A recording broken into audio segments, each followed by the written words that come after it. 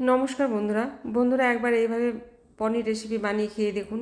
গরম গরম ভাত, রুটি, পরোটার সাথে দারুণ লাগবে।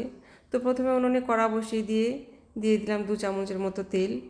এবারে দিয়ে দেবো একটা শুকনো লঙ্কা, একটা তেজপাতা আর সামান্য জিরা ফোড়ন। জিরা ফোড়ন ভাজা ভাজা হয়ে গেলেই দিয়ে দেবো পেঁয়াজ কুচোনো।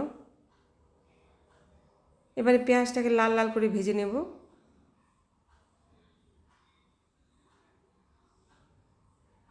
পেঁয়াজ লাল লাল ভাজা হয়ে গেলেই দিয়ে দেবো আদা লঙ্কা জিরা বাটা। আদা লঙ্কা বাটা জিরা বাটা দেওয়ার পরে দিয়ে দিব পরিমাণ মতো লবণ, পরিমাণ মতো হলুদ।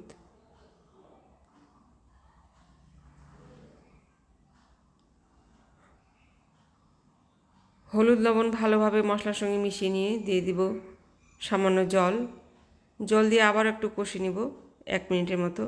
1 মিনিটের মতো কষে নিয়ে দিয়ে দেব ফেটিয়ে রাখা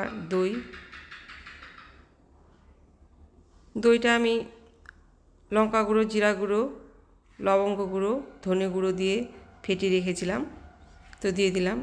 আর একটু হলুদ দিয়ে দিলাম, হলুদ কম হয়ে গেছিলো। এবার আবারও 2 থেকে 3 মিনিটের মতো ভালোভাবে মশলাগুলোকে কষে নিব। মশলা কষতে কষতে মশলা থেকে যখন তেল বেরিয়ে আসবে তখনই দিয়ে দেবো পনিরগুলো